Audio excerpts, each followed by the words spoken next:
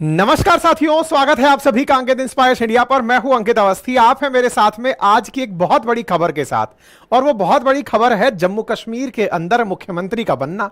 उमर अब्दुल्ला मुख्यमंत्री पद की आज शपथ ले चुके हैं।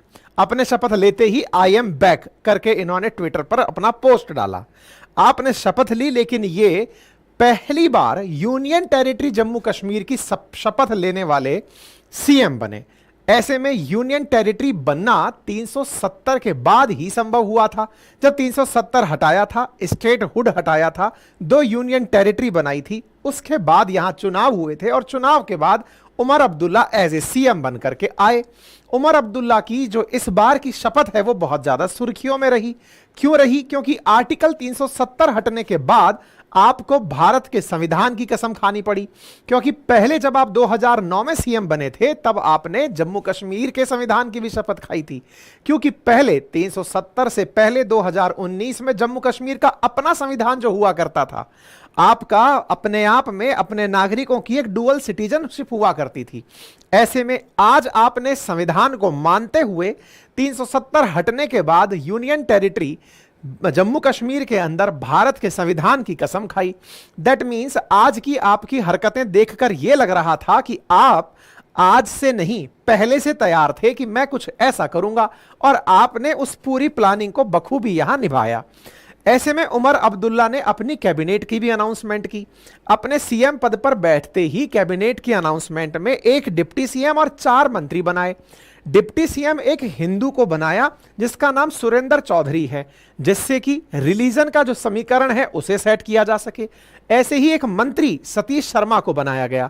कुल मिलाकर के अपनी कैबिनेट में डिप्टी सीएम समेत 5 लोग लिए, उनमें से 2 हिंदू थे। इसे देखकर लोगों को यही लगा कि ये हिंदू मुस्लिम समीकरण को भी संभाल रहे हैं। इंटरेस्टिंग ये हुआ कि इस पूरी कैबिनेट के अंदर कोई कांग्रेसी नहीं था। जो कांग्रेस चुनाव में इनके साथ मिलकर गठबंधन की थी, इंडिया अलायंस बनाई थी, वो यहां पर कहीं दूर दूर तक नहीं दिखी। दर्शक दीर्घा में जरूर राहुल गांधी जी बैठे दिखाई दिए। इसके साथ साथ इंजीनियर राशिद, जिन्होंने लोकसभा चुनावों में उमर अब्दुल्ला को हराया था, उनका बयान आज वायरल हो गया। उन्होंने कहा कि यह पूरी तरह से फिक्स था। इनका बयान इतना मायने क्यों रखता है? जो उमर अब्दुल्ला आज सीएम पद की शपथ ले रहे हैं वो 2 लाख से ज्यादा वोट से अभी कुछ दिन पहले ही जो लोकसभा चुनाव मई 2024 में खत्म हुए हैं उसमें हारे थे।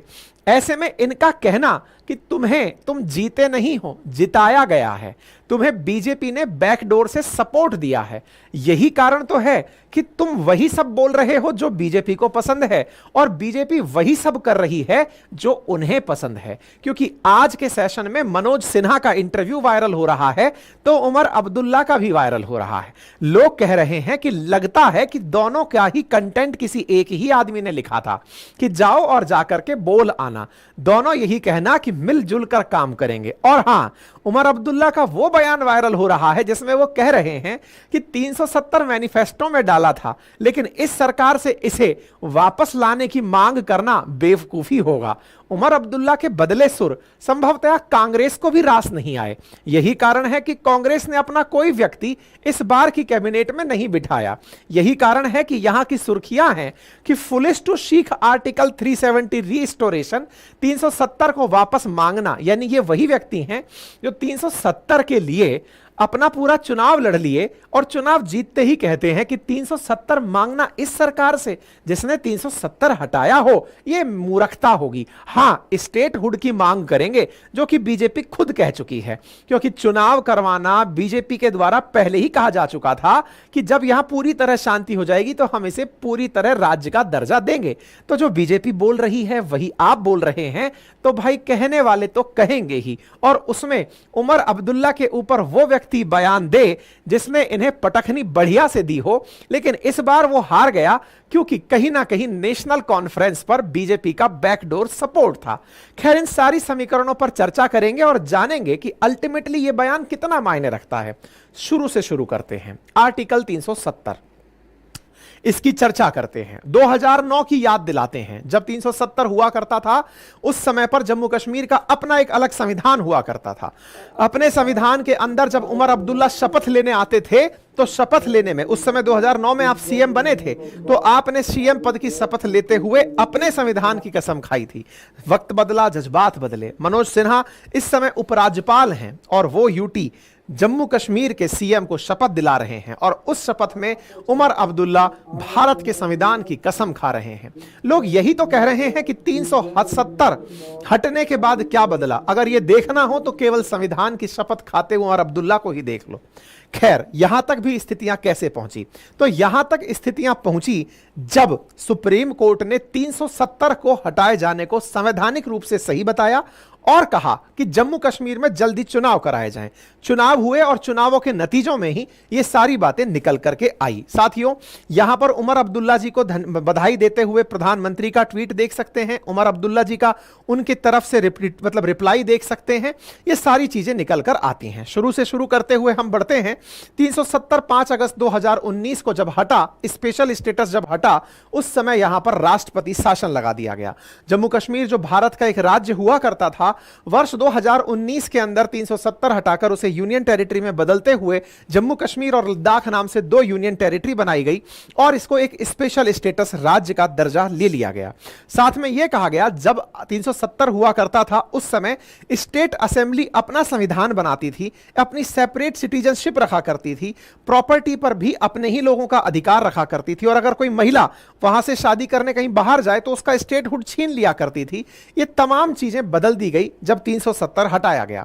370 के अंदर प्रावधान जो थे, उन प्रावधानों में सबसे बड़ा प्रावधान यह था कि जम्मू कश्मीर केवल रक्षा, विदेश, वित्त और संचार के मामले में ही केंद्र सरकार के साथ सहमत हो सकता है, बाकी अन्य मसलों में वो अपने लिए स्वतंत्र राय रखने के लिए फ्री था। ऐसे में जम्मू कश्मीर के निवासियों की नागरिकता, संपत्ति के स्वामित्व और मौलिक अधिकारों का कानून शेष भारत में रहने वाले निवासियों से बिल्कुल अलग था। 370 के एक भाग 1 के भाग सी में यह उल्लेख किया गया था कि भारतीय संविधान का अनुच्छेद 1 370 के माध्यम से कश्मीर पर लागू होता है। साथ में यह भी कहा गया था कि संघ के अंदर इसे राज्यों की सूची में सूचीबद्ध करता है। लेकिन बीजेपी ने वर्ष 2019 के चुनावी मैनिफेस्टो में साफ किया, 2014 के मैनिफेस्टो में साफ किया था कि हम यूनियन सिविल कोड को लाएंगे और साथ ही 370 को हटाएंगे। यह इन्होंने अपने चुनावी वादे के अंदर मैनिफेस्टो में कर दिया था। मैनिफेस्टो में किए वादे को पूरा करने के लिए 370 को हटाया गया जम्मू कश्मीर से। इसको हटाने के लिए तत्कालीन राष्ट्रपति रामनाथ कोविंद जी के द्वारा पहले संसद को एक विशेष पावर दी गई और कहा कि उनकी संविधान सभा की पावर अब आप अपने पास रखिए। इस आदेश के माध्यम से अब संसद के पास वो सारी ताकत आ गई थी जिसके माध्यम से वो लोकसभा, राज्यसभा के माध्यम से 370 हटा सकती थी। इसकी कानूनी वैधिकता पर, वैधानिकता पर चैलेंज करने के लिए इस मसले को सुप्रीम कोर्ट ले जाया गया था, लेकिन सुप्रीम कोर्ट से पहले देश की राजनीतिक पार्टियां 370 हटाए जाने पर बट गई थी। 370 के पक्ष में आकर जहां बीजेपी खड़ी थी, क्योंकि सरकार उसी की थी और वही हटा रही थी, साथ में बीएसपी, बहुजन समाज पार्टी जो है वो भी सरकार के समर्थन में आई। सबसे जो चौंकाने वाला था वो था आम आदमी पार्टी का सरकार को समर्थन देना कि हम इसके समर्थन में हैं। वाईएसआर कांग्रेस के द्वारा समर्थन दिया गया। बीजू जनता दल जो कि ओडिशा में बीजेपी के अपोजिशन में चुनाव लड़ी, उसका भी समर्थन इनको प्राप्त हुआ। इसी के साथ साथ रीजनल पार्टियों का भी यहां पर काफी सारों का सपोर्ट सरकार को मिला। इसी प्रकार टीडीपी, एआईडीएमके और शिवसेना का भी सरकार को समर्थन मिला 370 हटाने में। शिरोमणि अकाली दल, एजीपी, बीपीएफ, ये सारी वो पार्टियां थी जिन्होंने बीजेपी के इस वादे को पूरा करने में सारा समर्थन दिया और लोकसभा, राज्यसभा के अंदर सकारात्मक रूप से सरकार के साथ खड़े रहे। वहीं कौन सी ऐसी पार्टी थी जो 370 हटाए जाने के खिलाफ थी? उनमें सबसे ऊपर खड़ी थी कांग्रेस, जिसने इसे ब्लैक डे घोषित किया और कहा कि यह चुनाव की राजनीति है, वोट की राजनीति है। कांग्रेस के साथ साथ खड़ी थी पीडीपी यानी महबूबा मुफ्ती की पार्टी, जो कि इसे पूरी तरह से गलत बता रही थी, और साथ में ही खड़ी थी नेशनल कॉन्फ्रेंस, जिसके नेता आज मुख्यमंत्री बने हैं। इन्होंने इसे यूनिलैटरल और शॉकिंग करार दिया और कहा कि हमारे साथ विश्वासघात हुआ है। यह तीन ही पार्टी थी जो 370 हटाए जाने के खिलाफ थी। इस मामले को लेकर ये लोग कोर्ट पहुंचते हैं। 3 अगस्त मतलब 370 के एब्रोगेशन को लेकर के 2023 में सुप्रीम कोर्ट का रास्ता अपनाते हैं। जब सुप्रीम कोर्ट पहुंचते हैं जुलाई 4 2003 को 23 को, पीडीपी और नेशनल कॉन्फ्रेंस इस बात पर बहुत खुश होती हैं कि चलो सुप्रीम कोर्ट ने इस विषय को सुनने की परमिशन दे दी है। लेकिन समय बीतता है और दिसंबर 2023 में भारत की सुप्रीम कोर्ट इस 370 को हटाए जाने के सरकारी तरीके को सही घोषित कर देती है। कहती है कि सरकार ने कोई भी तरीका वॉयलेट नहीं किया, बिल्कुल संवैधानिक अंदाज में यह कार्य किया है।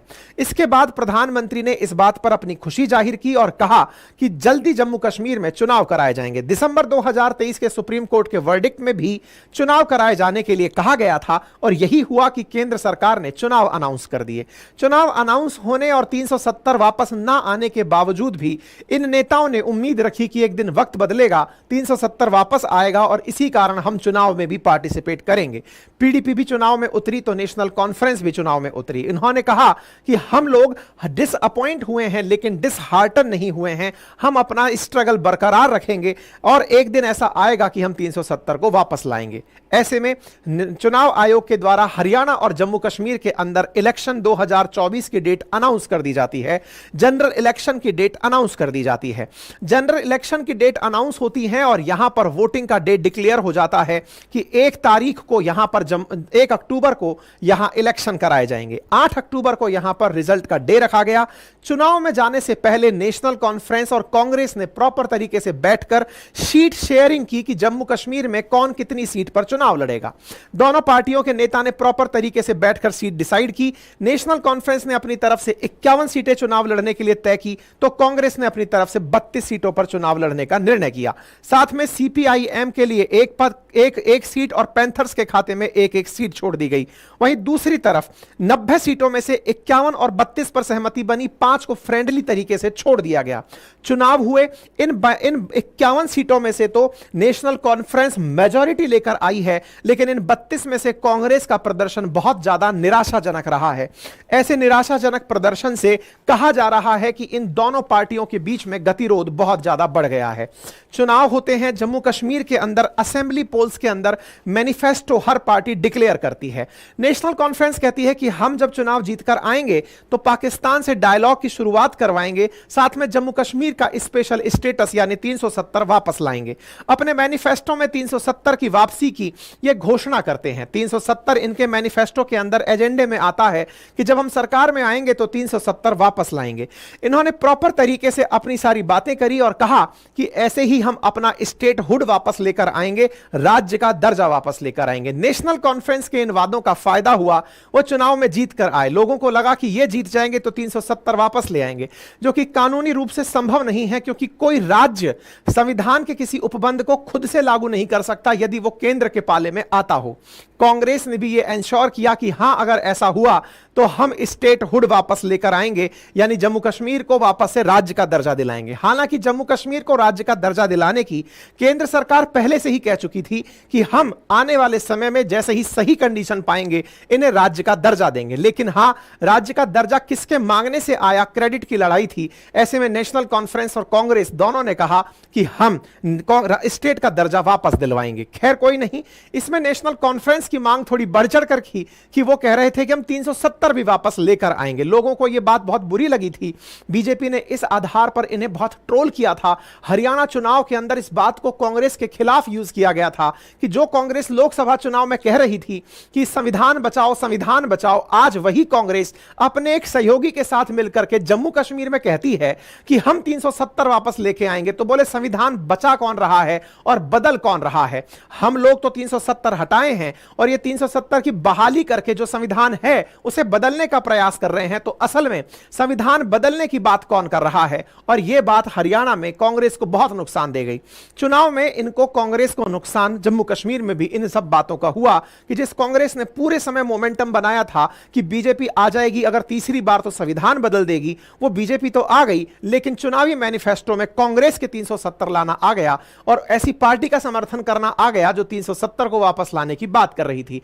इंडिया ब्लॉक के अंदर इस तरह की बातें होना अपने आप में बीजेपी को बहुत फायदा दिया। खैर, जम्मू कश्मीर में बीजेपी ने भी अपना मैनिफेस्टो जारी किया, कहा कि हम 5 लाख रोजगार देंगे, 2 फ्री सिलेंडर बांटेंगे और 370 की कभी वापसी नहीं होने देंगे। ऐसे में चुनाव होता है, 90 सीटों पर चुनाव होता है, 46 की बहुमत की आवश्यकता होती है। नेशनल कॉन्फ्रेंस 42 सीटें लेकर आती है। अकेले दम पर सरकार बनाना संभव नहीं था क्योंकि 46 सीटों की जरूरत है, 42 इनके पास थी।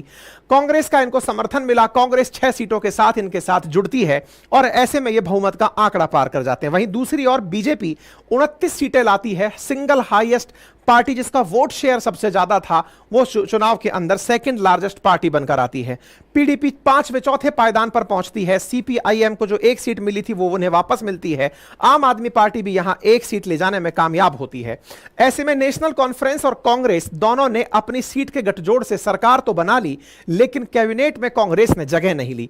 कैबिनेट में कांग्रेस की जगह ना लेने पर काफी सारे कयास लगाए गए और उन कयासों में यही था कि कांग्रेस ने अपने तरफ से सीट इसलिए नहीं मांगी, अभी के जो फैसले हुए हैं उसमें अभी के जो कैबिनेट है, बोले क्योंकि बाद में हो सकता है कि महाराष्ट्र चुनाव के अंदर फिर से बीजेपी इस बात को मुद्दा बनाए कि यह वही पार्टी है जो उस पार्टी के साथ खड़ी थी जो 370 की बहाली के लिए चुनाव लड़ी थी। ऐसे में संविधान को बचाने वाले, संविधान को बदलने वाले लोग बन रहे हैं और ऐसे में इनका ये जो डायलॉग है ये कितना उल्टा पड़ रहा है। खैर, चुनाव के अंदर क्या कुछ होता है तो आने वाला समय बताएगा, लेकिन उमर अब्दुल्ला कैबिनेट के अंदर जिस तरह के चेहरे देखे गए वो अपने आप में काफी चौंकाने वाले थे। कुल मिलाकर 1 डिप्टी सीएम और 4 मंत्रियों की इस बार कैबिनेट इन्होंने जो शुरुआत में बनाई, उसमें से एक हिंदू को, सुरेंद्र चौधरी नाम के व्यक्ति को डिप्टी सीएम बनाया। साथ ही साथ में सकीना इट्टू, जावेद राणा, जावेद अहमद डार और सतीश शर्मा को भी इन्होंने फिलहाल के लिए मंत्री पद की शपथ दिलाई। जैसे ही ये बनकर आए तो न्यूज चलने लगी कि अनहैप्पी कांग्रेस यानी कांग्रेस खफा है और वो काउंसिल ऑफ मिनिस्टर्स को जम्मू कश्मीर में ज्वाइन नहीं करेगी। तो फिर टटोला गया कि कांग्रेस किस बात से खफा है। हो सकता है कि मोदी जी पीछे से उमर अब्दुल्ला को सहमति दे दिए हो कि देखो, कश्मीर वैली के अंदर वैसे भी बीजेपी सीट जीतती दिख नहीं रही है, क्योंकि बीजेपी की पूरे देश में एक इमेज है कि यह हिंदू मेजॉरिटी को फोकस करती है।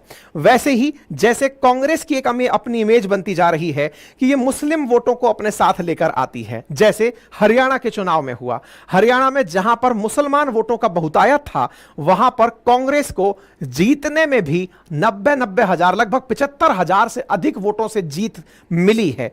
इस तरह की इमेज को बीजेपी भी नहीं तोड़ना चाहती।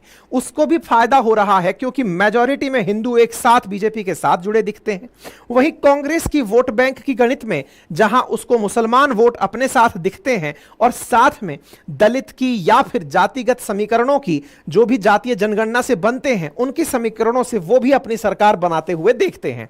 सबकी अपनी स्ट्रेटजी है, सबका अपना तरीका है, सबने अपने अपनी बैंक बना रखी हैं, किसका वोट लेना है और कैसे सरकार में जाना है।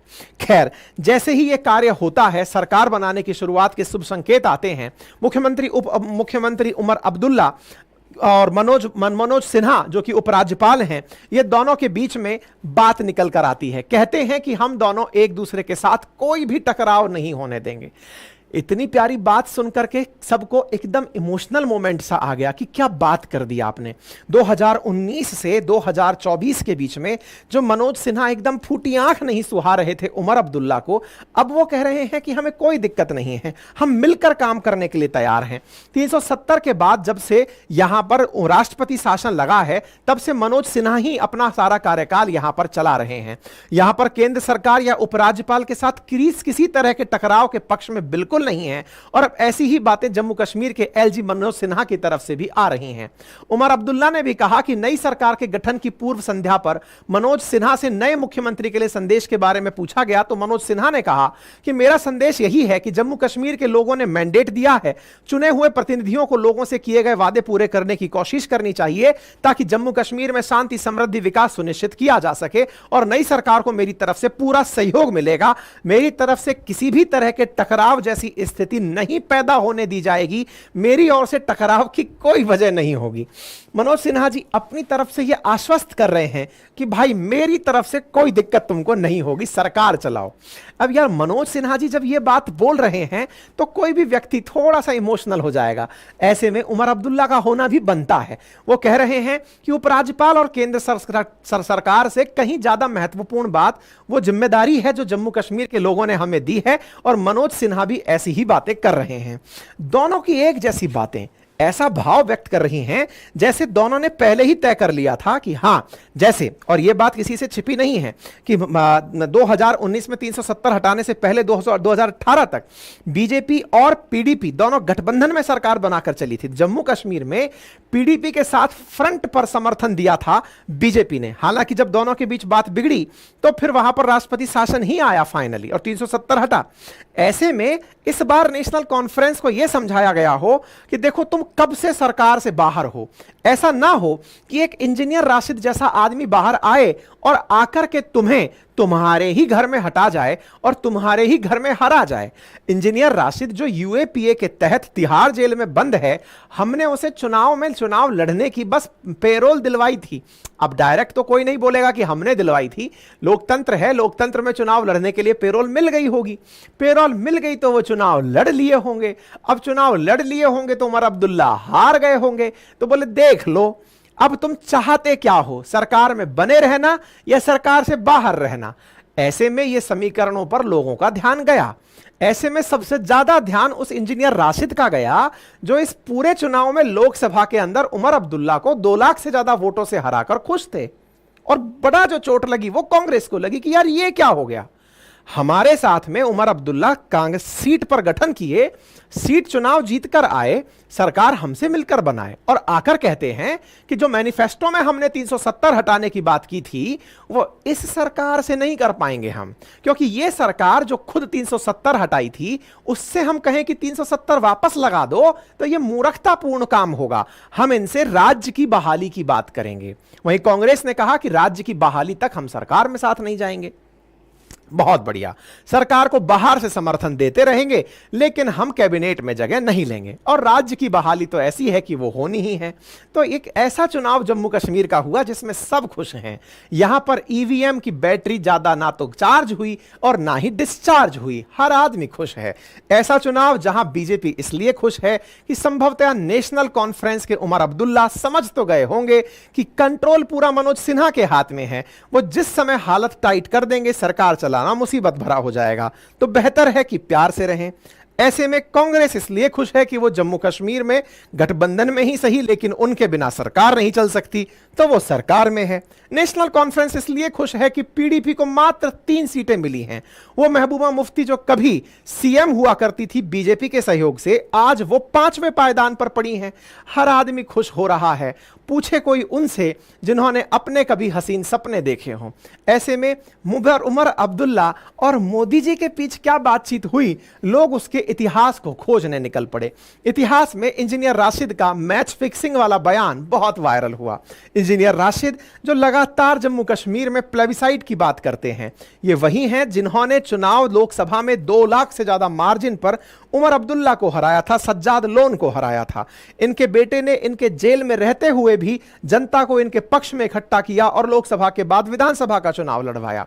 ये जब पहले एमएलए थे उस समय से टेरर फंडिंग के चलते जेल में हैं। लगातार एक ही चीज के लिए चुनाव लड़ते हैं कि मैं जम्मू कश्मीर में प्लेबिसाइट चाहता हूं, जम्मू कश्मीर के लोग डिसाइड करें कि वो कहां रहना चाहते हैं, स्वतंत्र रहना चाहते हैं, पाकिस्तान के साथ रहना चाहते हैं या भारत के साथ रहना चाहते हैं। इस विचार के साथ ये अपना चुनाव लड़ते हैं। खैर, इनको अंतरिम बेल देना कुछ लोगों का कहना था कि केवल उमर अब्दुल्ला को यह लेसन देने भर का था कि देखो एक आदमी छोड़ा वो तुम्हारा लोकसभा का कैरियर खा गया, अगर इस आदमी को थोड़ा और सपोर्ट दे दिया तो ये तुम्हें सरकार में भी नहीं आने देगा, फिर क्या करोगे।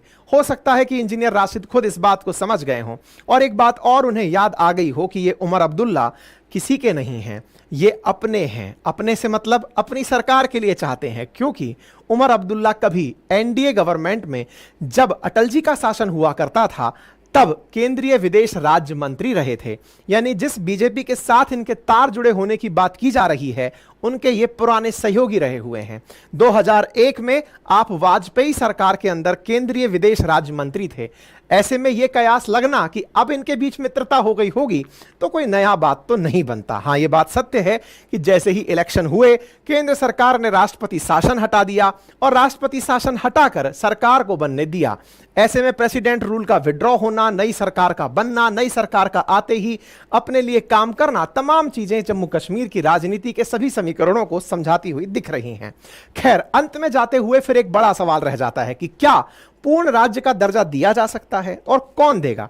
देखिए, आपको हालांकि इस पर पूरी डिटेल जानकारी चाहिए तो ये इंडियन पॉलिटी का स्टेट और जो पार्ट 1 है जिसमें यूटी और हम राज्यों की बात करते हैं, उसके अंदर पढ़ाया जाता है। लेकिन फिलहाल के लिए इतना जान लीजिए कि केंद्र में अगर लोकसभा और राज्यसभा मिलकर संसद चाह ले कि किसी यूटी को राज्य का दर्जा देना है तो वो उसे दे सकती है। सर, राज्य का दर्जा मिलने पर किसी को मिल क्या जाता है? बहुत कुछ मिल जाता है। जैसे फिलहाल यूटी जब तक जम्मू कश्मीर है तब तक पुलिस और कानून व्यवस्था पर नियंत्रण मनोज सिन्हा जी का है, यानी कि उपराज्यपाल का है। नए कानून बनाने में अभी ऑटोनॉमी किसी राज्य के पास यानी यूनियन टेरिटरी के पास नहीं है। यहां तक कि सरकार कितना खर्च करेगी इस पर भी उपराज्यपाल का बड़ा कंट्रोल होता है और जो अफसर की ट्रांसफर पोस्टिंग है उन पर भी उपराज्यपाल का कंट्रोल होता है। इसलिए राज्य को बनाया जाना प्राथमिकता है और केंद्र सरकार अगर नेशनल कॉन्फ्रेंस को अपने अनुरूप काम करता पा गई, ऐसा इंजीनियर राशिद का कहना है, तो वो इन्हें पूर्ण राज्य का दर्जा भी दे ही देगी, क्योंकि मोदी जी खुद अनाउंस किए हुए हैं पहले ही कि सही समय आने पर हम आपको पूर्ण राज्य का दर्जा दे देंगे। बाकी इस पे पूरी जो भी इंडियन पॉलिटी इन्वॉल्व है, इसे अगर आप डिटेल में पढ़ना चाहते हो तो इसके लिए हमारा कोर्स भी है और वो कोर्स सोमवार तक ही एडमिशन लिया जा सकता है हमारे एप्लीकेशन पर, जिसका लिंक हमने आपके कमेंट बॉक्स में पिन कर दिया है। आप जाकर उसे देख सकते हैं। अगर जम्मू कश्मीर में पूर्ण राज्य का दर्जा मिलता है तो इसे राज्य की विधानसभा को पब्लिक ऑर्डर और सार्वजनिक व्यवस्था और समवर्ती सूची के मामलों पर कानून बनाने की पावर मिल जाएगी, वित्तीय बिल पेश करने की पावर मिल जाएगी, एंटी करप्शन ब्यूरो और ऑल इंडिया सर्विसेज के जो कानून है, ट्रांसफर पोस्टिंग है, उन्हें लागू करने की पावर मिल जाएगी। साथ ही साथ व्यापार और टैक्स वाणिज्य के मामलों में भी राज्य के अधिकार बढ़ जाएंगे। साथ में केंद्र शासित प्रदेश में जहां विधायकों की संख्या 10% ही मंत्री बनाए जा सकते हैं, राज्य की बहाली पर 15% तक विधायकों को मंत्री बनाया जा सकेगा। जेल के कैदियों की रिहाई और नेशनल कॉन्फ्रेंस के बाकी चुनावी वादे पूरे करने की जो योजनाएं हैं, उनमें केंद्र से ज्यादा अधिकार राज्य के दर्जे होने पर इन्हें मिलेंगे।